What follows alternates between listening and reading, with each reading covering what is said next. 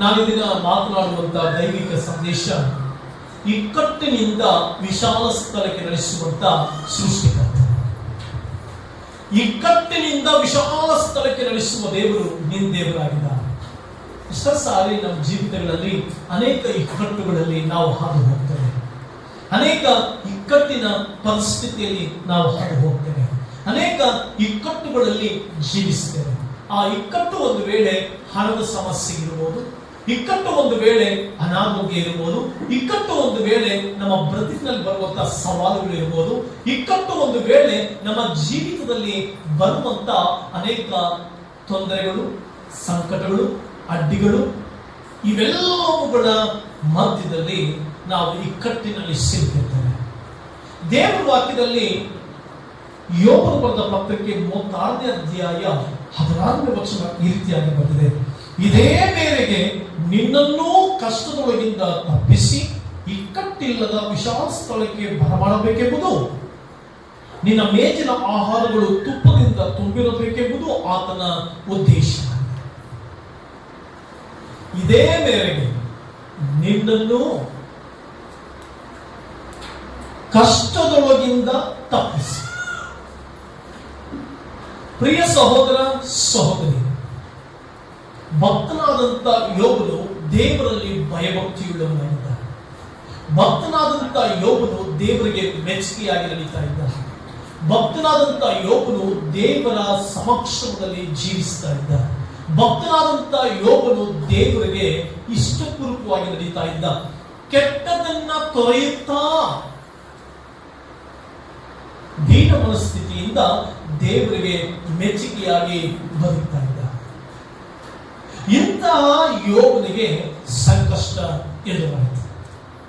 ದೇವರಿಗೆ ಭಯಭಕ್ತಿಯುಳ್ಳವನಿಗೆ ಯಾಕೆ ಕಷ್ಟ ಬರಬೇಕು? ದೇವರಿಗೆ ಭಯಭಕ್ತಿಯುಳ್ಳವನಿಗೆ ಯಾಕೆ ಸಮಸ್ಯೆ ಆಗಬೇಕು?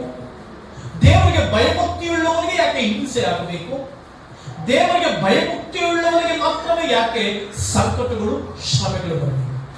ಪ್ರಿಯ ದೇವರ ಮಕ್ಕಳೇ, ಎರಡು ವಿಧಾನದಲ್ಲಿ ನಾವು ಶ್ರಮೆಗಳನ್ನ ದಾಟಿ ಹೋಗ್ಬೇಕಾಗುತ್ತೆ. ಎರಡು ಕಾರ್ಯಗಳಿಗಾಗಿ ನಾವು ಸಂಕಟಗಳಲ್ಲಿ ದಾಟಿ ಹೋಗ್ಬೇಕಾಗುತ್ತೆ.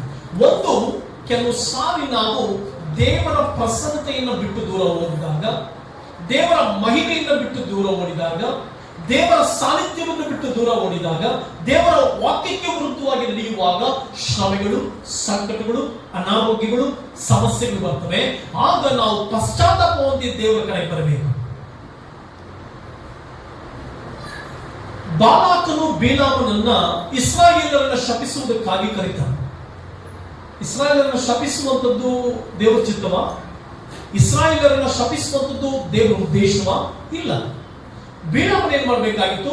ಇಸ್ರಾಯೇಲರು ದೇವರ ವಂಶ, ಇಸ್ರಾಯೇಲರು ದೇವರ ಪ್ರಜೆ, ಇಸ್ರಾಯೇಲರು ದೇವರಿಂದ ಆರಿಸಲ್ಪಟ್ಟವರು ಅಂತ ತಿಳ್ಕೊಂಡಂತ ಬಿಲಾಮನ ಏನ್ ಮಾಡಬೇಕಾಗಿತ್ತು?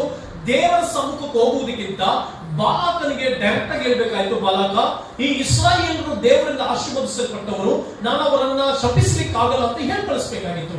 ಹಣದಾಶೆಯಿಂದ, ದುಡ್ಡಿನಾಸೆಯಿಂದ, ಐಶ್ವರ್ಯತನದ ಮೇಲಿನ ಮೋಹದಿಂದ ಏನ್ ಮಾಡ್ತಾರೆ? ಡೂಪ್ಲಿಕೇಟ್ ಮಾಡಿ ಬಿಲಾಮನು ಇಸ್ರಾಯೇಲ್ಯರನ್ನ ಶಪಿಸುವುದಕ್ಕೆ ಇನ್ನೇನು ಹೊರಡುವಾಗ, ಇಸ್ರಾಯೇಲ್ ನೋಡುವುದಕ್ಕೆ ಬಾಲಾಕನ ಬಳಿ ಹೋಗುವಾಗ ದೇವದೂತ ಬಂದು ಅಡ್ಡ ನಿಲ್ತಾನೆ. ದೇವದೂತ ಬಂದು ಕತ್ತಿಯನ್ನು ಹಿಡಿದು ಅಡ್ಡ ನಿಲ್ತಾನೆ. ಅದರ ಅರ್ಥ, ನೀನು ಆ ಕಡೆ ಹೋಗ್ಬೇಡ, ಇಸ್ರಾಯೇಲನ್ನ ಶಪಿಸುವುದಕ್ಕೆ ಹೋಗ್ಬೇಡ ಅಂತ ನಿಂತ್ಕೊಳ್ತಾನೆ. ಆದ್ರೂ ಕೂಡ ಬಿಲಾಮನಿಗೆ ಗೊತ್ತಾಗಲ್ಲ. ಕತ್ತೆಯನ್ನು ಹೊಡೆದಾಗ ಕತ್ತೆ ಏನ್ ಮಾಡುತ್ತೆ? ಗೋಡೆಗೆ ಇರುಕಿಸಿ ನೋವನ್ನ ಕೊಡ್ತಾರೆ. ಆಗ ಕತ್ತೆಯನ್ನು ತಿರುಗಿ ಹೊಡಿತಾನೆ. ಆಗ ಕತ್ತೆ ಮಾತನಾಡ್ತಾ ಇರುತ್ತೆ, ಯಜಮಾನ ಬಿಲಾಮ, ಇಷ್ಟು ದಿನಗಳು ನನ್ನ ಮೇಲೆ ನೀನು ಪ್ರಯಾಣ ಮಾಡ್ತಾ ಇದ್ದೀಯ, ಯಾವತ್ತಾದ್ರೂ ನಾನು ಈ ರೀತಿ ಮಾಡಿದ್ದೇನಾ? ಇಲ್ಲ. ಈಗ ಇಸ್ರಾಯೇಲ್ಯರನ್ನ ನೀನು ಶಪಿಸೋದಕ್ಕೆ ಹೋಗ್ತಾ ಇದೆಯಾ? ನನ್ನ ಮುಂದೆ ದೇವದೂತ ನಿಂತಿದ್ದಾನೆ, ಕತ್ತಿ ಹಿಡಿದು ನಿಂತಿದ್ದಾನೆ. ಎರಡು ರೀತಿಯಾದಂತಹ ಕಷ್ಟಗಳು. ಎಷ್ಟೋ ಸಾರಿ ತುಂಬಾ ಜನರು ಕಷ್ಟಗಳಲ್ಲಿ, ಸಮಸ್ಯೆಗಳಲ್ಲಿ, ಅನೇಕ ಸಂದಿಗ್ಧ ಪರಿಸ್ಥಿತಿಗಳಲ್ಲಿ ದಾಟಿ ಹೋಗ್ತೇವೆ. ನಾವೆಲ್ಲ ತಿಳ್ಕೊಳ್ತೇವೆ, ಓಕೆ, ದೇವರು ಏನೋ ಅನುಮತಿಸಿದ್ದಾನೆ. ಇಲ್ಲ, ದೇವರು ಎರಡು ರೀತಿಯಾದಂತಹ ರೀತಿಯಲ್ಲಿ ನಮ್ಮ ಜೀವಿತದಲ್ಲಿ ಕಷ್ಟಗಳನ್ನ, ಸಂಕಟಗಳನ್ನ ಅನುಮತಿಸ್ತಾನೆ. ಒಂದು, ನಾವು ದೇವರನ್ನ ಬಿಟ್ಟಾಗ, ದೇವರ ಸಾನ್ನಿಧ್ಯವನ್ನ ಬಿಟ್ಟಾಗ, ದೇವರ ಪ್ರಸನ್ನತೆಯನ್ನು ಬಿಟ್ಟಾಗ, ದೇವರ ವಾಕ್ಯವನ್ನು ಬಿಟ್ಟಾಗ ನಮಗೆ ಗದರಿಸುವಿಕೆಯೂ ಬರ್ತದೆ. ಯೋನನು ದೇವರ ಸನ್ನಿಧಾನದಿಂದ ಓಡಿ ಹೋದ. ಯೋನನು ದೇವರ ಪ್ರಸನ್ನತೆಯಿಂದ ಓಡಿ ಹೋದ. ನಿನಿವೆ ಪಟ್ಟಣಕ್ಕೆ ಹೋಗುವಾಗ ತಾರ್ಷೀಷಿಗೆ ಓಡಿದ. ಎಷ್ಟೋ ಸಾರಿ ನಾವು ನಿನಿವೆ ಅಂತಂದ್ರೆ ದೇವರ ಉದ್ದೇಶ, ನಿನಿವೆ ಅಂತಂದ್ರೆ ದೇವರ ಚಿತ್ತ, ನಿನಿವೆ ಅಂತಂದ್ರೆ ದೇವರ ಮಹತ್ವವನ್ನು ನೆರವೇರಿಸುವಂಥದ್ದು, ನಿನಿವೆ ಅಂತಂದ್ರೆ ದೇವರ ಮಾತಿಗೆ ಗಮನ ಕೊಟ್ಟು ದೇವರು ಹೇಳುವಂಥದ್ದನ್ನ ಕೇಳಿ ದೇವರ ವಾಕ್ಯಾನುಸಾರವಾಗಿ ಜೀವಿಸುವಂಥದ್ದು ನಿನಿವೆ. ತಾರ್ಷೀಷಿಗೆ ಓಡಿ ಹೋದ. ಹಣ ಇತ್ತು, ಜೀವನದಲ್ಲಿ ಹಣ ಇದ್ದಾಗ ಓಡಿ ಹೋಗ್ತೀನಿ. ನಾನೊಂದು ಸಾರಿ ಹಂಗೆ ಮಾಡಿದೆ. ಯಾವುದೋ ಒಬ್ಬ ಅವಿವೇಕಿ ನನಗೆ ಕೆಟ್ಟದಾಗಿ ಬೈದಾಗ, ಕೆಟ್ಟದಾಗಿ ಯೋಚನೆ ಮಾಡಿದಾಗ, ನಾನು ಅನ್ನ ಬಿಕ್ಕಿದಾಗ, ನಾನು ಬುದ್ಧಿ ಕಲಿಸಿಕೊಟ್ಟಾಗ, ನಾನು ತಿನ್ನುವುದಕ್ಕೆ ಆ ತುತ್ತಿನ ಅನ್ನದ ದಾರಿ ತೋರಿಸಿದಾಗ ನನಗೆ ಹೋಗಲೇ ಬಾರಲೇ ಅಂದಾಗ ಮನಸ್ಸು ಬಹಳ ವಿಚಿತ್ರವಾಯಿತು, ಹೃದಯ ಒಡೆದೋಯ್ತು. ನಾನು ಬುದ್ಧಿ ಕಲಿಸಿದಂತ ವ್ಯಕ್ತಿ, ನಾನು ಊಟಕ್ಕೆ ಕೊಟ್ಟಂತ ವ್ಯಕ್ತಿ, ನಾನು ಅನ್ನದ ದಾರಿಯನ್ನು ತೋರಿಸಿದಂತ ವ್ಯಕ್ತಿ, ಪ್ಯಾಂಟ್ ಹಾಕುವುದಕ್ಕೆ ಕಲಿಸಿಕೊಟ್ಟಂತ ವ್ಯಕ್ತಿ, ಒಳಗಡೆ ಶರ್ಟ್ ಹೇಗೆ ಹಾಕೊಳ್ಬೇಕು ಅಂತ ತೋರಿಸಿಕೊಟ್ಟಂತ ವ್ಯಕ್ತಿ ನನಗೆ ಈ ರೀತಿ ಮಾತನಾಡುತ್ತಲ್ಲ ಅಂತೇಳಿ ಬಹಳ ವೇದನೆಯಾಗಿ, ಹೃದಯ ಒಡ್ಡವನಾಗಿ ನಾನು ತಕ್ಷಣವೇ ಅಲ್ಲಿಂದ ಮೈಸೂರು ಪ್ರಯಾಣ ಮಾಡ್ತೀನಿ. ಬಸ್ನಲ್ಲಿ ಕೂತು ಕಣ್ಣೀರು ಧಾರಾಕಾರವಾಗಿ ಹರಿತಾ ಇದೆ. ಕಣ್ಣೀರಿಗೆ ಪಕ್ಕದಲ್ಲಿರೋರೆಲ್ಲ ಕೇಳ್ತಾ ಇದ್ರೆ, ಸರ್ ಯಾಕೆ ಅಳ್ತಾ ಇದ್ದೀರಿ? ಹೇಳುವುದಕ್ಕೆ ಬಾಯಿ ಮಾತು ಬರ್ತಾ ಇಲ್ಲ. ಅಳ್ತಾ ನಮ್ಮ ಮೈಸೂರು ಕಡೆಗೆ ಪ್ರಯಾಣ ಮಾಡ್ಕೊಂಡು ಹೋಗಿ ಒಂದು ಹೋಟೆಲ್ನಲ್ಲಿ ಇರುವಾಗ ಬೆಳಗಿನ ಜಾವ ದೇವರು 3 ಗಂಟೆಗೆ ಎಬ್ಬಿಸಿ ಹೇಳ್ತಾರೆ, ಮಗನೇ, ನಿನ್ನ ದುಃಖಕ್ಕೂ ನಿನ್ನ ವೇದನೆಗೂ ನಮ್ಮ ಅಂತ್ಯವನ್ನು ತೆಗೆದುಕೊಂಡು ಬರ್ತಾರೆ. ನೀನು ನಿನವೆಯ ಕಾರ್ಯಗಳಿಗೆ, ನಿನವೆಯ ಅಪರಿಶುದ್ಧತೆಗೆ, ನಿನವೆಯನ್ನ ಗದರಿಸುವುದಕ್ಕೆ ನೀನೇನ್ ಮಾಡಬೇಕು? ಹೋಗ್ಬೇಕು. 3 ಗಂಟೆಗೆ ನಿದ್ದೆ ಬರಲಿಲ್ಲ. ಎದ್ದು ತಿರುಗಿ ರೈಲ್ವೆ ಸ್ಟೇಷನ್ ಬಂದು ಕಣ್ಣೀರು ಧಾರಾಕಾರವಾಗಿ ಹರಿತಲೇ ಇದೆ. ಆ ರೈಲ್ವೆ ಸ್ಟೇಷನ್ ಕೂಡ ಸರ್ವಶಕ್ತನಾಗಬೇಕು. ಯಾಕೆ ಹೇಳಕ್ ಬರ್ತಾ ಇದ್ದೀನಿ ಅಂತಂದ್ರೆ, ಎಷ್ಟೋ ಸಾರಿ ನಾವು ನಮ್ಮ ಜೀವನದಲ್ಲಿ ಅನೇಕ ಸಂಗತಿಗಳು ಬರುವಾಗ ರಾಂಗ್ ಡೈರೆಕ್ಷನ್ ಅಲ್ಲಿ ಪ್ರಯಾಣ ಮಾಡಿರ್ತೇವೆ, ರಾಂಗ್ ಡೈರೆಕ್ಷನ್ಸ್ ಗೆ ಪ್ರಯಾಣ ಮಾಡ್ತೇವೆ. ಭಕ್ತನಾದಂತ ಎಲೀಯನು ಇಜೆಬೇಲನು ಸವಾಲನ್ನು ಹಾಕಿದಾಗ, ಇಜೆಬೇಲನು ನಿನ್ನನ್ನ ಕೊಲ್ತನೆಂಬುದಾಗಿ ಸವಾಲು ಹಾಕಿದಾಗ, ಎಲೀಯನು ಭಕ್ತನಾದಂತ ಎಲೀಯನು, ಪ್ರವಾದಿಯಾದಂತ ಎಲೀಯನು ಏನ್ ಮಾಡ್ತಾನೆ? ನನಗೆ ಸಾಕು ದೇವರ ಜೀವನ, ನನಗೆ ಸಾವು ಬೇಕು, ನನಗೆ ಮರಣ ಬೇಕು, ನಾನು ಸಾಯ್ತೇನೆ ಎಂಬುದಾಗಿ ದೇವರ ಹತ್ರ ಪ್ರಾರ್ಥಿಸ್ತಾನೆ. ಏನ್ ಕೇಳಕ್ ಬರ್ತಾ ಇದ್ದೀನಿ ಅಂತಂದ್ರೆ, ಯೋನನು ನಿನಗೆ ಹೋಗುವ ಬದಲು ತಾರ್ಷೀಷಿಗೆ ಹೋಗ್ಬಿಟ್ಟ. ಎಷ್ಟೋ ಸಾರಿ ಸಂಕಟಗಳು, ಶ್ರಮೆಗಳು, ಅವಮಾನಗಳು, ನಿಂದೆಗಳು ಎದುರು ನಮಗೆ ಬರುವಾಗ ನಾವು ಎಲ್ಲಿಗೆ ಪ್ರಯಾಣ ಮಾಡ್ತೀವಿ ಅನ್ನೋದು ಬಹಳ ಪ್ರಾಮುಖ್ಯ. ಯಾವ ಕಡೆಗೆ ಪ್ರಯಾಣ ಮಾಡ್ತೀವಿ ಅನ್ನೋದು ಬಹಳ ಪ್ರಾಮುಖ್ಯ. ಪ್ರಿಯ ದೇವರ ಮಕ್ಕಳೇ, ಅವತ್ತಿನ ದಿನ ಹಾಗರಳು ತನ್ನ ಜೀವಿತದಲ್ಲಿ ಸಮಸ್ಯೆ ಬಂದಂತ ಹೇಳಿ ಬೇರೆಯ ಕಡೆಗೆ ಪ್ರಯಾಣ ಮಾಡಲು ದೇವದೂತ ಕೇಳ್ತಾನೆ, ನೀನು ಎಲ್ಲಿಂದ ಎಲ್ಲಿಗೆ ಹೋಗ್ತಾ ಇದ್ದೆ? From where? ಅದರ ಅರ್ಥ ನೀನು ಎಲ್ಲಿಂದ ಎಲ್ಲಿಗೆ ಹೋಗ್ತಾ ಇದ್ದೆ ಅಂತಂದ್ರೆ, ಕೇಳಿದಂತ ಪ್ರಶ್ನೆಗೆ ಅರ್ಥ ಏನ್ ಗೊತ್ತಾ? ಹಾಗರಳೆ ಜೀವಿತದ ಉದ್ದೇಶ ಗೊತ್ತಿಲ್ಲದೆ, ಬದುಕಿನ ಉದ್ದೇಶ ಗೊತ್ತಿಲ್ಲದೆ, ದೇವರ ಆ ಒಂದು ಸಿಸ್ಟಮ್ ತಿಳ್ಕೊಳ್ಳದೆ, ದೇವರ ಅಶಿಸ್ತು ಪದ್ಧತಿಗಳು ತಿಳ್ಕೊಳ್ಳದೆ ಎಲ್ಲಿಂದ ಎಲ್ಲಿಗೆ ಇದ್ರು? ತಿರುಗಿ ಹೋಗಿ ತಗ್ಗಿ ನಡೆದುಕೋ ಅಂತ. ಪ್ರಿಯ ದೇವರ ಮಕ್ಕಳೇ, ನಿನ್ನ ಜೀವಿತದಲ್ಲಿ, ಯೋಬನ ಬದುಕಿನಲ್ಲಿ ದೇವರಿಗೆ ಭಯಭಕ್ತಿಯುಳ್ಳವನಾಗಿದ್ದ, ದೇವರನ್ನ ಪ್ರೀತಿಸ್ತಾ ಇದ್ದ, ದೇವರನ್ನ ಆರಾಧಿಸ್ತಾ ಇದ್ದ. ಅವನ ಜೀವಿತದಲ್ಲಿ ಶ್ರಮೆಗಳು ಬಂತು, ಸಂಕಟಗಳು ಬಂತು.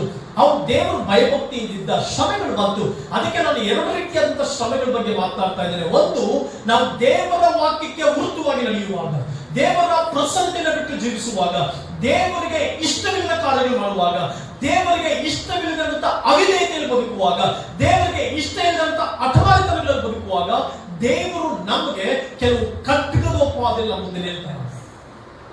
ಅದಕ್ಕೆ ದೇವರ ವಾಕ್ಯದಲ್ಲಿ ಬಂದಿದೆ, ನೀನು ಕಂಡ ಸ್ಥಳಗಳಿಗೆ ತಿರುಗಾಡದಂತೆ ಬೇಲಿಯನ್ನ ಹಾಕಿದ್ದೇನೆ. ನನಗೆ ಬಹಳ ಇಷ್ಟ ಆ ವಾಕ್ಯ. ನಾನು ಯಾವಾಗಲೂ ಪ್ರಾರ್ಥನೆ ಮಾಡೋದು ಪ್ರತಿದಿನ, ದೇವರೇ, ನಿನ್ಗೆ ಇಷ್ಟ ಇಲ್ಲದೆ ಇರುವಂತಹ ಕಡೆಗಳಿಗೆ ಹೋಗದಂತೆ, ನಿನಗೆ ಇಷ್ಟ ಇಲ್ಲದಿರುವಂತಹ ವ್ಯಕ್ತಿಗಳೊಂದಿಗೆ ಸಂಭಾಷಣೆ ಮಾಡದಂತೆ, ನನ್ನ ಯೌವನ ಪ್ರಾಯದಲ್ಲಿ ನಾನು ಒಂದು ಸಾರಿ ಪ್ರಾರ್ಥನೆ ಮಾಡ್ತಿದ್ದೆ. ನನ್ನ ಪರ್ಸನಲ್ ಪ್ರಾರ್ಥನೆಯಲ್ಲಿ, ನನ್ನ ವೈಯಕ್ತಿಕ ಪ್ರಾರ್ಥನೆಯಲ್ಲಿ ದೇವರಿಗೆ ಪ್ರಾರ್ಥನೆ ಮಾಡ್ತಿದ್ದೆ, ಸ್ವಾಮಿ ನನ್ನ ಜೀವಿತ ನಿನ್ನ ಕೈಗಳಲ್ಲಿದೆ, ನನ್ನ ಬದುಕು ನಿನ್ನ ಕೈನಲ್ಲಿದೆ. ನನ್ನ ಫೋನ್ ಸಮೇತವಾಗಿ ನಿನಗೆ ಇಷ್ಟ ಇಲ್ಲದೆ ಇರುವಂತಹ ಫೋನ್ ಕರೆಗಳು ನನಗೆ ಬರಬಾರದು. ನಿನ್ಗೆ ಇಷ್ಟ ಇಲ್ಲದೆ ಇರುವಂತಹ ವ್ಯಕ್ತಿಗಳಿಗೆ ನಾವು ಫೋನ್ ಮಾಡಬಾರದು.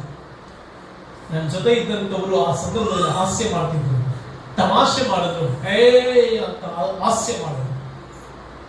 ಆದ್ರೆ ಇವತ್ತು ಕರ್ತನು ನಡೆಸ್ತಾ ಇದ್ದಾರೆ, ಇವತ್ತು ದೇವರು ನಡೆಸ್ತಾ ಇದ್ದಾರೆ. ಏನ್ ಹೇಳಕ್ ಬರ್ತಾ ಇದ್ದೀನಿ ಅಂತಂದ್ರೆ, ಕಂಡ ಸ್ಥಳಗಳಿಗೆ ಹೋಗದಂತೆ ದೇವರ ಸಮಕ್ಷಮದಲ್ಲಿ ನಾವು ಯಾವಾಗ ದೇವರ ಸಾಲಿನಿಂದ ದೂರ ಓಡುವಾಗ ಕೆಲವು ಸಾರಿ ದೇವರು ಬಿಚ್ಚು ಕತ್ತೆಯನ್ನು ಹಿಡಿದು ನಮ್ಮ ಮುಂದೆ ನಿಲ್ತಾರೆ.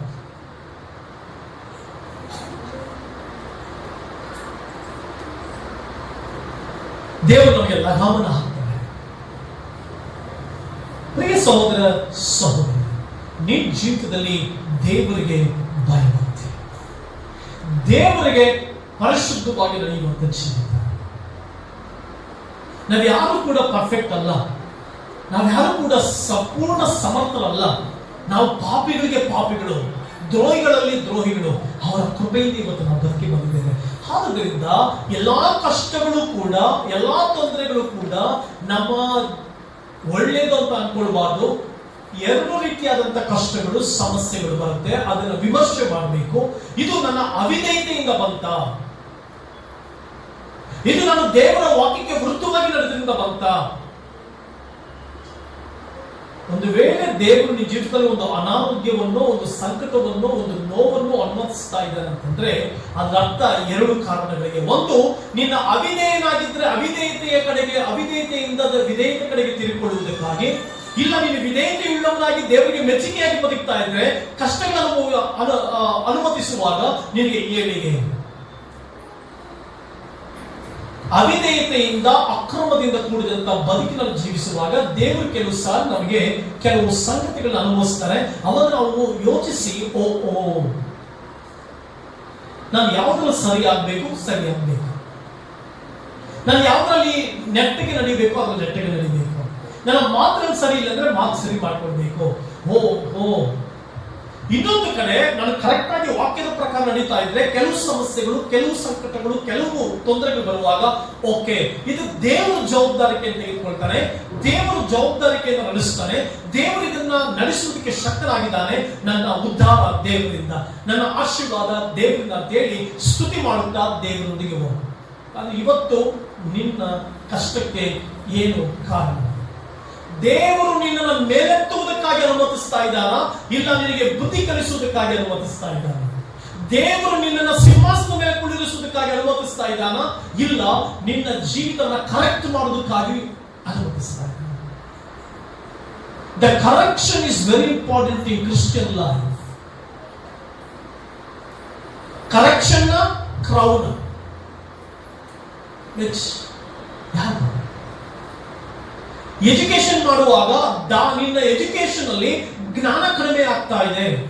ಎಜುಕೇಶನ್ ಮಾಡುವಾಗ ಯಾವ ಸಬ್ಜೆಕ್ಟ್ ಕಷ್ಟಕರವಾಗ್ತಾ ಇದೆ ಅಂತಂದ್ರೆ ದಟ್ ಮೀನ್ಸ್ ನೀನು ಯೋಚನೆ ಮಾಡಬೇಕು, ನಾನು ಎಲ್ಲಾದ್ರೂ ಜ್ಞಾನಹೀನ ಕಾರ್ಯಗಳಲ್ಲಿ ಹೋಗ್ತಾ ಇದ್ದೇನಾ, ಜ್ಞಾನಹೀನವಾಗಿ ನಡ್ಕೊಳ್ತಾ ಇದ್ದೇನಾ, ಜ್ಞಾನಹೀನವಾದಂತ ಮಾರ್ಗಕ್ಕೆ ಹೋಗ್ತಾ ಇದ್ದೇನಾ ಅಂತ ಯೋಚನೆ ಮಾಡಿದಾಗ ಓಕೆ, ಎಲ್ಲಾದ್ರೂ ಜ್ಞಾನಹೀನವಾದಂತ ಕೃತ್ಯಗಳಲ್ಲಿ ಭಾಗಿಯಾಗ್ತಾ ಇದ್ರೆ ಓಕೆ, ಕರೆಕ್ಷನ್ ಮಾಡ್ಕೋ.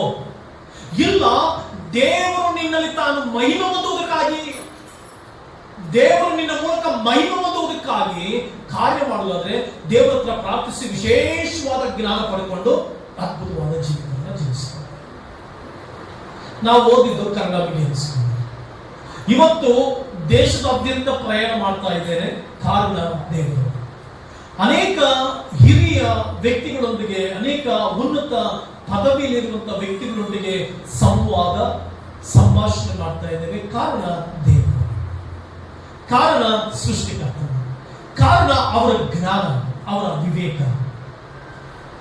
ನಮ್ಮ ಜೀವಿತವನ್ನ ನಾವು ಹಿಂದೆ ನೋಡಿಕೊಳ್ಳುವಾಗ ಕ್ರಿಸ್ತನ ಅಲ್ಲದೆ, ಕ್ರಿಸ್ತನ ಮಹಿಮೆ ಇಲ್ಲದೆ, ಅವರ ಆಶೀರ್ವಾದವಿಲ್ಲದೆ, ಅವರ ಅನುಗ್ರಹವಿಲ್ಲದೆ ಇವತ್ತು ನಾವಿಲ್ಲ. ನಾವು ಏನಾಗಿದ್ದೇವೋ ಅದು ಕ್ರಿಸ್ತನ. ಪ್ರಿಯ ದೇವರ ಮಕ್ಕಳೇ, ಏನ್ ಹೇಳಕ್ ಬರ್ತಾ ಇದ್ದೀನಿ ಅಂತಂದ್ರೆ, ನಿನ್ನ ಜೀವಿತದಲ್ಲಿ ಪ್ರತಿದಿನ ನಿನ್ನ ಮುಂದೆ ಬರುವಂತ ಸವಾಲುಗಳಿರ್ಬೋದು, ಎಲ್ಲ ಇರ್ಬೋದು, ಏನೇ ಕಾರ್ಯಗಳಿರ್ಬೋದು, ಅನಾರೋಗ್ಯ ಇರ್ಬೋದು, ಎಲ್ಲವುಗಳನ್ನ ಸ್ವಲ್ಪ ಯೋಚನೆ ಮಾಡಿ. ಎಲ್ಲಾದ್ರೂ ಅವಿಧೇಯ ಆಗ್ತಾ ಇದೆಯಾ, ಎಲ್ಲಾದ್ರೂ ಅವಿಧೇಯನ ಆಗ್ತಾ ಇದೆಯಾ, ಎಲ್ಲಾದ್ರೂ ವಾಕ್ಯಕ್ಕೆ ವಿರುದ್ಧವಾಗಿ ನಡೀತಾ ಸ್ವಲ್ಪ ಯೋಚನೆ ಮಾಡು. ಆ ರೀತಿ ನಡೀತಾ ಇದ್ರೆ ಕ್ರಮಪಡಿಸ್ಕೋ, ಸರಿಪಡಿಸ್ಕೋ, ನಿನ್ನ ಗುಣಗಳಲ್ಲಿ ಸರಿಪಡಿಸ್ಕೋ, ನಿನ್ನ ಕ್ಯಾರೆಕ್ಟರ್ ನಲ್ಲಿ ಸರಿಪಡಿಸ್ಕೋ, ಸ್ವಭಾವಗಳಲ್ಲಿ ಸರಿಪಡಿಸ್ಕೋ, ಪ್ರಾರ್ಥನಾ ಜೀವಿತದಲ್ಲಿ ಸರಿಪಡಿಸ್ಕೋ. ನೀನು ಎಲ್ಲ ಕರೆಕ್ಟ್ ಆಗಿ ದೇವರ ವಾಕ್ಯಾನುಸಾರವಾಗಿಯೇ ನಡೀತಾ ಇದ್ರೆ ನಿನ್ನ ಜೀವಿತದಲ್ಲಿ ಏನಾದರೂ ಕಷ್ಟಗಳು, ಶ್ರಮೆಗಳು, ಅವಮಾನಗಳು, ನಿಂದೆಗಳು ಬರುವಾಗ ದೇವರು ನೋಡ್ಕೊಳ್ತಾರೆ, ದೇವರು ಸಿಂಹಾಸನದ ಮೇಲೆ ನಡೆಸ್ತಾರೆ. ಯೋಸೇಫನು ಯೋಸೇಫನು ಗವಿಯಲ್ಲಿ ಹಾಕಲ್ಪಟ್ಟ, ಸೆರೆಮನೆಯಲ್ಲಿ ಹಾಕಲ್ಪಟ್ಟ. ಅವನು ಯೋಗ್ಯನಾಗಿ ನಡೆದುಕೊಂಡಿದ್ದರಿಂದ ಸಿಂಹಾಸನಕ್ಕೆ ಬಂದ. ದಾನಿಯೇಲನು ಸಿಂಹದ ಗವಿಯಲ್ಲಿದ್ದ, ಯೋಗ್ಯನಾಗಿ ನಡ್ಕೊಂಡ, ಆದ್ದರಿಂದ ಸಿಂಹಾಸನದ ಮೇಲೆ ಬಂದ. ನೀನು ಇವತ್ತಿನ ದಿನ ಯಾವ ಜೀವಿತದಲ್ಲಿ ಜೀವಿಸ್ತಾ ಇದ್ದೀಯ? ನಮಗೆ ಪ್ರತಿದಿನ ಶ್ರಮೆಗಳು ಬರುತ್ತೆ. ಎಷ್ಟೋ ವಿಶ್ವಾಸಿಗಳು, ಎಷ್ಟೋ ದೇವರ ಸೇವಕರುಗಳು ತಪ್ಪಾದ ರೀತಿಯಲ್ಲಿ ನಾವು ಪ್ರೆಸೆಂಟ್ ಮಾಡ್ತಾ ಇರೋದ್ರಿಂದ, ತಪ್ಪಾದ ರೀತಿಯಲ್ಲಿ ಪ್ರಸಂಗಿಸ್ತಾ ಇರೋದ್ರಿಂದ ನಾವು ಜನರನ್ನ ದಾರಿ ತಪ್ಪಿಸ್ತಾ ಇದ್ದೇವೆ. ಅದ್ಭುತ, ಅತಿಶಯ, ಮಹತ್ಕಾರ್ಯಗಳು ದೇವರು ಅನುಗ್ರಹವೇ, ದೇವರ ಅದ್ಭುತಗಳು ಮಾಡ್ತಾರೆ. ಆದ್ರೆ ಏನೋ ಒಂದು ಸನ್ನಿವೇಶ ನಿನ್ನ ಜೀವಿತದಲ್ಲಿ ಅನುಮತಿಸ್ತಾ ಇದ್ದಾರೆ ಅಂದ್ರೆ ಐದರ್ ಕರೆಕ್ಷನ್ ಆರ್ ಕ್ರೌಡ್. ಕರೆಕ್ಷನ್ ಆಗೋದಕ್ಕಾಗಿ, ಇಲ್ಲ ಕಿರೀಟಕ್ಕಾಗಿ. ಕಿರೀಟ ನೀನು ಇನ್ನೂ ಸಿಗ್ತಾ ಇಲ್ಲ ಅಂತಂದ್ರೆ ಅದ್ರ ಅರ್ಥ ಏನ್ ಮಾಡ್ಬೇಕು? ಕಾಲೇಜಿನಲ್ಲಿ, ವಿದ್ಯಾಭ್ಯಾಸದಲ್ಲಿ, ಕೆಲಸದ ಜಾಗದಲ್ಲಿ ಇನ್ನೂ ನಿನ್ಗೆ ಕಿರೀಟ ಸಿಗ್ತಾ ಇಲ್ಲ ಅಂದ್ರೆ ಏನ್ ಮಾಡ್ಬೇಕು? ಎಲ್ಲಿ ನೀನು ನಿನ್ನನ್ನ ಕರೆಕ್ಷನ್ ಮಾಡ್ಕೊಳ್ಬೇಕು, ಕರೆಕ್ಷನ್ ಮಾಡ್ಕೊಳ್ಬೇಕು.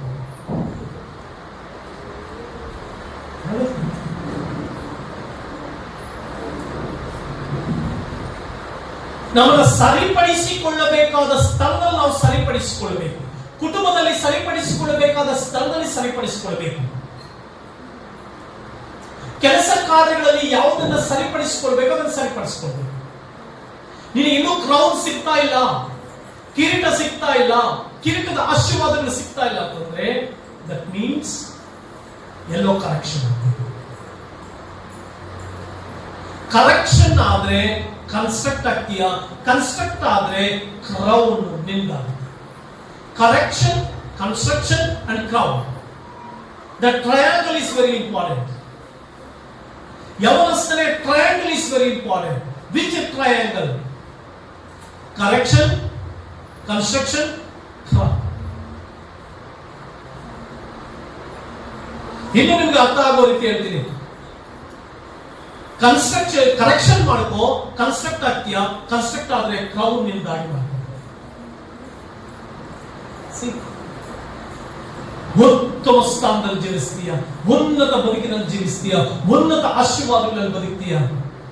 ಆದುದರಿಂದ ಯೋಬನ ಕಷ್ಟ ನಮಗೆ ಎರಡು ಸಂಗತಿಗಳನ್ನು ಕೊಡುತ್ತೆ, ಎರಡು ಪರಿಪೂರ್ಣವಾದಂತ ಪಕ್ವತೆಯುಳ್ಳಂತ ಸಂದೇಶವನ್ನು ಕೊಡುತ್ತೆ, ಎರಡು ವಿಶೇಷವಾದಂತ ರೆವಲೇಷನ್ ಅನ್ನು ಕೊಡುತ್ತೆ. ಒಂದು ರೆವಲೇಷನ್, ದೇವರಿಗೆ ಭಯಭಕ್ತಿಯುಳ್ಳವನಾಗಿ ದೀನನಾಗಿ ನಡೆದುಕೊಳ್ಳುತ್ತಾ ಕೆಟ್ಟದ್ದನ್ನು ನಿರಾಕರಿಸುತ್ತಾ ಜೀವಿಸ್ತಾ ಇದ್ದಂತ ಯೋಬನ ಜೀವಿತದಲ್ಲಿ ಕಷ್ಟಗಳು, ಶ್ರಮೆಗಳು ಎಲ್ಲ ಕಳ್ಕೊಳ್ತಾನೆ, ನಷ್ಟ ಹೊಂದ್ತಾನೆ, ಹೆಂಡತಿ ಸಮೇತ ದೂಷಿಸ್ತಾನೆ. ಅದರ ಅರ್ಥ ಏನಂತಂದ್ರೆ ಅವನ ಪರಿಪಕ್ವವಾದ ನಂಬಿಕೆಯು ದೇವರ ಮೇಲೆ ಇಡಲ್ಪಟ್ಟದ್ದನ್ನ ಕಾಣಿಸ್ತಾರೆ. ಅವನು ಪರಿಪಕ್ವವಾದ ನಂಬಿಕೆಯನ್ನು ದೇವರ ಮೇಲೆ ಇಟ್ಟಿದ್ದ, ಅದ್ಭುತವಾದ ನಂಬಿಕೆಯನ್ನು ದೇವರ ಮೇಲೆ ಇಟ್ಟಿದ್ದ, ಅತಿಶಯವಾದ ನಂಬಿಕೆಯನ್ನು ದೇವರ ಮೇಲೆ ಇಟ್ಟಿದ್ದ. ಪಾಪವನ್ನ ನಿರಾಕರಿಸ್ತಾ ಇದ್ದ, ಲೋಕವನ್ನ ನಿರಾಕರಿಸ್ತಾ ಇದ್ದ. ತನಗೆ ಎಷ್ಟೇ ಐಶ್ವರ್ಯ ಇದ್ರೂ ಕೂಡ ಪ್ರತಿದಿನ ದೇವರಿಗೆ ಭಯಭಕ್ತಿಯಿಂದ ನಡೀತಾ ಇದ್ದ. ಆಗ ಅವನಿಗೆ ಕಷ್ಟ ಬಂದಿದ್ದರಿಂದ, ಆಗ ಅವನಿಗೆ ಸಂಕಟ ಬಂದಿದ್ದರಿಂದ, ಅವನು ಎಲ್ಲವನ್ನ ಕಳ್ಕೊಂಡಿದ್ದರಿಂದ ಎರಡರಷ್ಟು ಆಶೀರ್ವಾದ ಅವನಾಗಿ ಮಾಡ್ತಾನೆ. God approved and permitted the strugglings in Job's life because of double portion of blessings. ಎರಡರಷ್ಟು ಆಶೀರ್ವಾದಗಳನ್ನು ಪಡ್ಕೊಳ್ಳೋದಕ್ಕಾಗಿ ದೇವರು ಅಪ್ರೂವ್ ಮಾಡಿದ್ರಂತೆ. ನಿನ್ನ ಜೀವಿತದಲ್ಲಿ ಏನು ಶ್ರಮೆ, ಏನು ಸಂಕಟ, ಯಾವುದು ತೊಂದರೆ, ಎಲ್ಲವುಗಳನ್ನ ಕೂತ್ಕೊಂಡು ಯೋಚನೆ ಮಾಡು. ಬೈಬಲ್ ಮುಂದಿಟ್ಕೊಂಡು ಕೂತ್ಕೊಂಡು ಯೋಚನೆ ಮಾಡು. ಇದು ಯಾವುದರಿಂದ ಬಂತು? ನನ್ನ ಅವಿಧೇಯತೆಯಿಂದಲೋ, ಅಕ್ರಮದಿಂದಲೋ, ಅನ್ಯಾಯದಿಂದಲೋ ಯಾವುದರಿಂದ ಬಂತು? ಇಲ್ಲ ದೇವರ ಮೈಗೆ ಹೊಂದುವುದಕ್ಕಾಗಿ ಬಂತು? ಪರೀಕ್ಷಿಸಿಕೊಂಡಾಗ ನನ್ನ ಜೀವಿತದಲ್ಲಿ ಆನ್ಸರ್ ಸಿಗುತ್ತೆ. ಹಾಗೆ ನಾವು ಅದ್ಭುತವಾದ ಜೀವಿತ. ಯೋಬನ ಜೀವಿತ ಬಹಳ ಅದಕ್ಕೆ ದೇವರು ಯೋಬನಿಗೆ ಹೇಳ್ತಾ ಇದ್ದಾರೆ, ಇದೇ ಮೇರೆಗೆ ಯೋಬ, ಇದೇ ಮೇರೆಗೆ ಯೋಬ, ಇದೇ ಮೇರೆಗೆ. ಯಾಕೆಂದ್ರೆ ನೀನು 1ನೇ ಅಧ್ಯಾಯದಲ್ಲಿ ನನ್ನ ಮೇಲಿಟ್ಟಿದ್ದಲ್ಲ ನಂಬಿಕೆ, ನನ್ನ ಮೇಲಿಟ್ಟಿದ್ದಲ್ಲ ಪಾತಿವ್ರತೆ, ನನ್ನ ಮೇಲಿಟ್ಟಿದ್ದಲ್ಲ ಆ ಪರಿಶುದ್ಧತೆ, ನನ್ನ ಮೇಲಿಟ್ಟಿದ್ದಲ್ಲ ಆ ಭಯಭಕ್ತಿ, ನನ್ನ ಮೇಲಿಟ್ಟಿದ್ದಲ್ಲ ಆ ಒಂದು ಅದ್ಭುತವಾದಂತ ನಂಬಿಕೆ, ಅದು ಮಾನಿಸಲ್ಪಟ್ಟಿದೆ. It's honored in the sight of the Lord. ದೇವರ ದೃಷ್ಟಿಯಲ್ಲಿ ಅದು ಗೌರವವಾಗಿ ಎನಿಸಲ್ಪಟ್ಟಿದೆ. ಆದುದರಿಂದ ನಾನು 2ರಷ್ಟು ಆಶೀರ್ವಾದ ಕೊಡ್ತೇನೆ. ಯಾರು ನಮ್ಮ ಜೀವಿತದಲ್ಲಿ ಈ ಸತ್ಯಾಂತವನ್ನು ತಿಳ್ಕೊಳ್ತೀರೋ, ಒಂದು ಅಮ್ಮ ಏನಾದ್ರು ಅನಾರೋಗ್ಯ ಬಂತ, ಕೂತ್ಕೋ, ಯೋಚನೆ ಮಾಡು, ಏನ್ರಿಂದ ಬಂತು? ನನ್ನ ಮೈಂಡ್ ಸರಿ ಇಲ್ವಾ, ನನ್ನ ಆಲೋಚನೆಗಳು ಸರಿ ಇಲ್ವಾ, ನನ್ನ ಹೃದಯ ಸರಿ ಇಲ್ವಾ?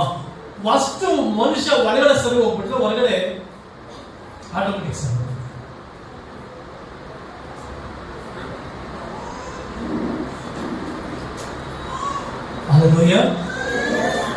ಸೊ ನಿನ್ನ ಜೀವಿತವನ್ನ ಕರೆಕ್ಷನ್ ಮಾಡ್ಕೊಳ್ತೀಯೋ, ಕನ್ಸ್ಟ್ರಕ್ಟಿವ್ ಮಾಡ್ಕೊಳ್ತೀಯೋ, ಅಥವಾ ಕ್ರೌನ್ ಬೇಕೋ ನಿನ್ ಕೈ. ಯೋಬನು ಅದ್ಭುತವಾದ ಜೀವಿತಕ್ಕೆ ಬಂದ.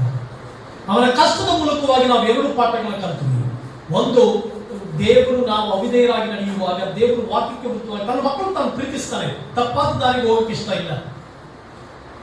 ಈಗ ನನ್ನ ಮಗ ಇದ್ದಾನೆ, ನನ್ನ ಮಕ್ಕಳಿದ್ದಾರೆ ಅಂತ ಇಟ್ಕೊಂಡು, ಅವ್ರು ತಪ್ಪದಾರಿ ಹಿಡಿಯೋದು ನನಗೆ ಇಷ್ಟ ಆಗುತ್ತಾ? ಅವರು ರಾಂಗ್ ರೂಟ್ ಅಲ್ಲಿ ಹೋಗೋದು ನನಗೆ ಇಷ್ಟ ಆಗುತ್ತಾ? ಇಷ್ಟ ಆಗುತ್ತಾ?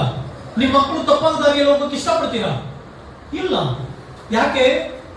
ನೀವು ಅವರನ್ನ ಪ್ರೀತಿ ಮಾಡ್ತೀರಿ. ಯಾಕೆ? ನೀವು ಅವ್ರ ಮೇಲೆ ನಂಬಿಕೆ ಇಟ್ಟಿದ್ದೀರಿ. ಯಾಕೆ? ನೀವು ಅವರನ್ನ ಬಹಳವಾಗಿ ಪ್ರೀತಿಸಿದ್ದೀರಿ. ಆದುದರಿಂದ ಇಷ್ಟಪಡೋದಿಲ್ಲ. ಅದೇ ರೀತಿಯಾಗಿ ದೇವರು ಅಪಾರವಾದ ಪ್ರೀತಿ ನಮ್ಮ ಮೇಲೆ ಇಟ್ಟಿದ್ದಾನೆ, ಅತಿ ಶ್ರೇಷ್ಠವಾದ ಪ್ರೀತಿ ನಮ್ಮ ಮೇಲೆ ಇಟ್ಟಿದ್ದಾನೆ, ಉತ್ತಮವಾದ ಪ್ರೀತಿ ನಮ್ಮ ಮೇಲೆ ಇಟ್ಟಿದ್ದಾನೆ, ಅತ್ಯಂತ ರಮಣೀಯವಾದಂತಹ ಪ್ರೀತಿ ನಮ್ಮ ಮೇಲೆ ಇಟ್ಟಿದ್ದಾನೆ. ಆ ಪ್ರೀತಿ ಸಾಕ್ಷಿಯಾಗಿ ನಾವು ದಾರಿ ತಪ್ಪಿದಾಗ, ನನಗೆ ಒಂದು ವಾಕ್ಯ ಬಹಳ ಇಷ್ಟ, ಕೀರ್ತನೆಗಾರರು ಬರ್ತಾನೆ, ದೇವರು ದಾರಿ ತಪ್ಪಿದವರನ್ನ ಸರಿಯಾದ ದಾರಿ ನಡೆಸ್ತಾನೆ. ದಾರಿ ತಪ್ಪಿದವರನ್ನ ಸರಿಯಾದ ದಾರಿ ನಡೆಸ್ತಾರೆ. ನನಗೆ ಬಹಳ ಇಷ್ಟವಾದಂತ ವಾಕ್ಯ. ದಾರಿ ತಪ್ಪಿದವರನ್ನ ಒಂದಿನ ಪ್ರಸಂಗ ಮಾಡ್ತೀನಿ, ಹೇಗೆ ದೇವರು ದಾರಿ ತಪ್ಪಿದವರನ್ನ ಸರಿಯಾದ ದಾರಿ ನಡೆಸ್ತಾರೆ. ಕರೆಕ್ಷನ್ ಮಾಡ್ಕೊಂಡು ಬರ್ತಾರೆ. He will correct the person.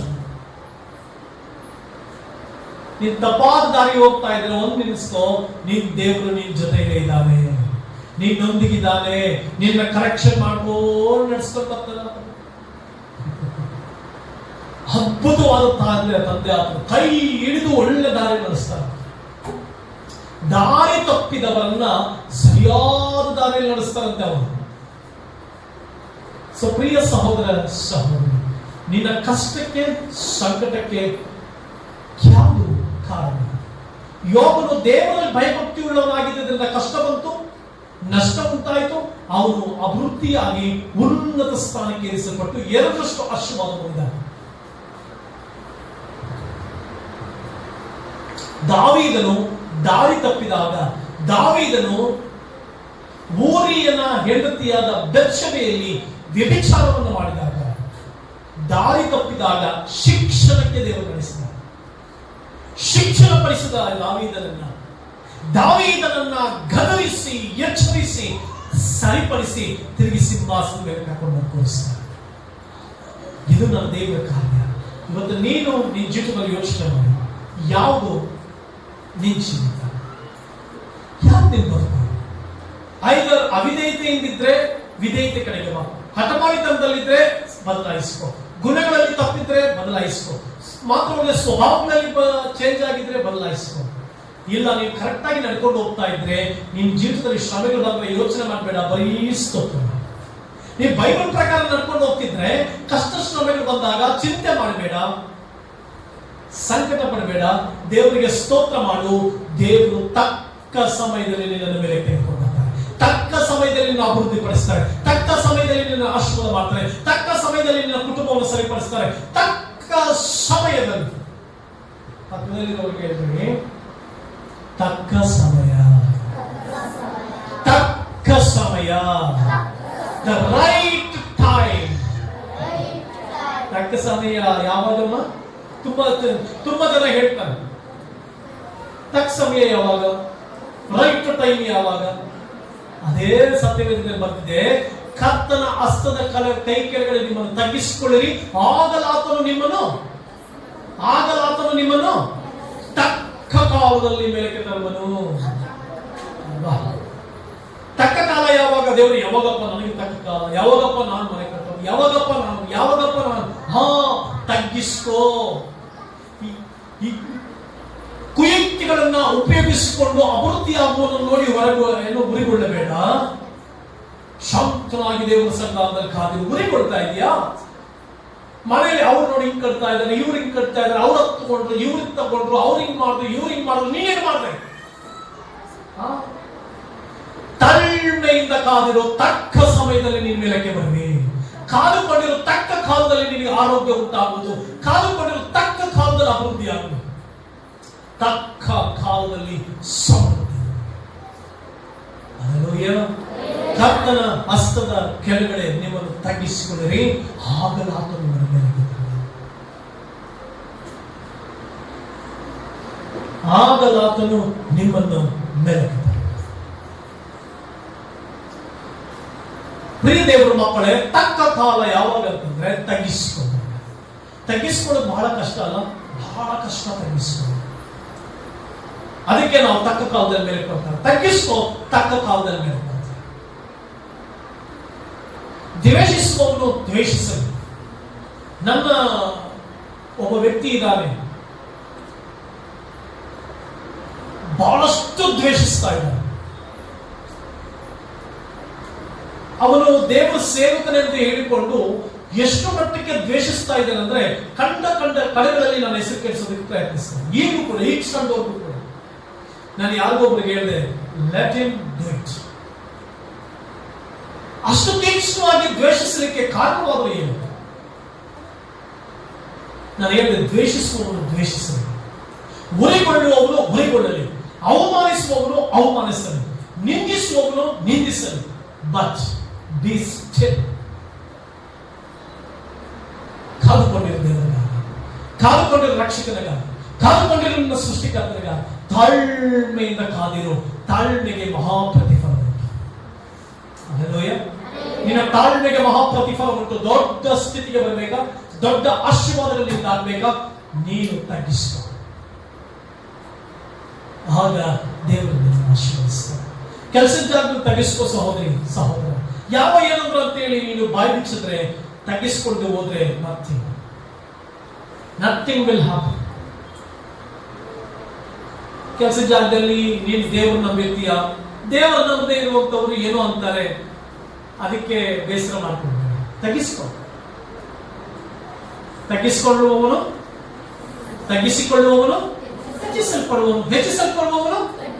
System. The greatest system in the world. ಬಹಳ ದೊಡ್ಡ ಒಂದು ಸಿಸ್ಟಮ್ ಅದು.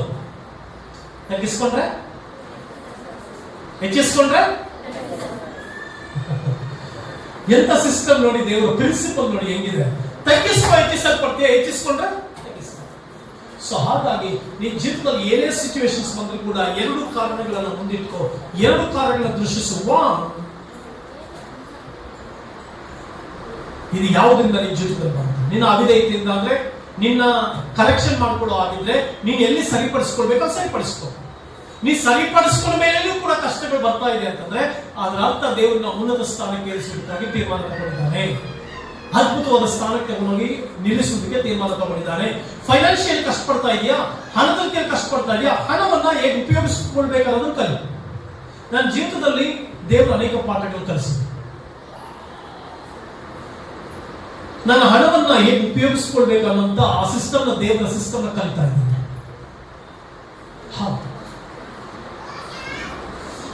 ಹೇಗೆ ಒಂದೊಂದು ರೂಪಾಯಿಯನ್ನು ಬಹು ಜಾಗರೂಕತೆಯಿಂದ ನೋಡ್ಕೊಳ್ಬೇಕು. ಅವಾಗ ನನ್ನ ಹಣದ ಜೀವಿತದಲ್ಲಿ ಒಂದು ಅದ್ಭುತ ನಡೆಯುತ್ತೆ, ಹಣದ ಬದುಕಿನಲ್ಲಿ ಒಂದು ಅತಿಶಯ ನಡೆಯುತ್ತೆ. ಅದೇ ರೀತಿ ಕರೆಕ್ಷನ್, ಕನ್ಸ್ಟ್ರಕ್ಷನ್, ಕ್ರೌನ್. ನೀನು ಯೋಚನೆ, ಯೋಬನ ಜೀವಿತದಲ್ಲಿ ಅನುಮತಿಸಲ್ಪಟ್ಟಾಗ ಅವನು ಭಯಭಕ್ತಿಯಿಂದ ಅವನಿಗೆ 2ರಷ್ಟು ಮಾನಸ, 2ರಷ್ಟು ಅಷ್ಟು ಮನಸ್ಸಿತ್ತು. ನಿನ್ನ ಜೀವಿತದಲ್ಲಿ ಕೂಡ ಸರಿಪಡಿಸ್ಕೊಳ್ಬೇಕಾದ್ರೆ ಸರಿಪಡಿಸ್ಕೊ, ಎಚ್ಚೆತ್ಕೊಳ್ಬೇಕಾದ್ರೆ ಎಚ್ಚೆತ್ಕೊ. ನಿನ್ನ ಎಲ್ಲಿ ನೀನು ಕನ್ಸ್ಟ್ರಕ್ಷನ್ ಮಾಡ್ಕೊಳ್ಬೇಕು ಕನ್ಸ್ಟ್ರಕ್ಷನ್ ಮಾಡ್ಕೊ. ಇನ್ನು ಮಿಕ್ಕಿದ ದೇವ್ರಿಗೆ ಬಿಡು, ಸ್ತೋತ್ರ ಮಾಡು, ನಂಬಿಗಸ್ತಿಕೆಯಿಂದ ನಡಿ, ತಗ್ಗಿಸಿಕೊಂಡು ನಡಿ. ದೇವ್ರ ಉನ್ನತ ಸ್ಥಾನಕ್ಕೆ ಇರಿಸ್ತಾನೆ, ಉನ್ನತವಾದ ಬದುಕು ನಡೆಸ್ತಾನೆ. ಹಲ್ಲೆಲೂಯಾ. ದೇವರು ನಿಮ್ಮೆಲ್ಲರನ್ನ ಆಶೀರ್ವಾದ ಮಾಡಲಿ. ದೇವರ ಕೃಪಾ ಕಾರಣ ನಿಮ್ಮೊಂದಿಗಿರಲಿ, ದೇವರ ಸಾನ್ನಿಧ್ಯ ನಿಮ್ಮೊಂದಿಗಿರಲಿ ಎಂಬುದಾಗಿ ನಾನು ಆಶಿಸ್ತಾ, ಈ ವಾಕ್ಯಗಳ ಮೂಲಕ ನೀವು ಒಬ್ಬೊಬ್ಬರಿಗೂ ದೇವರು ಪ್ರತಿಫಲ ಕೊಡಲಿ ಎಂಬುದಾಗಿ ಆಶಿಸ್ತಾ ನನ್ನ ಪ್ರಸಂಗವನ್ನು ಮುಗಿಸ್ತೇನೆ. God bless you. ಈ ಸಂದರ್ಭದಲ್ಲಿ ನಾವೆಲ್ಲರೂ ಎದ್ದು ನಿಂತ್ಕೊಳ್ಳೋಣ. ನಾವು ಎದ್ದು ನಿಂತ್ಕೊಂಡಿರುವ ಸಂದರ್ಭದಲ್ಲಿ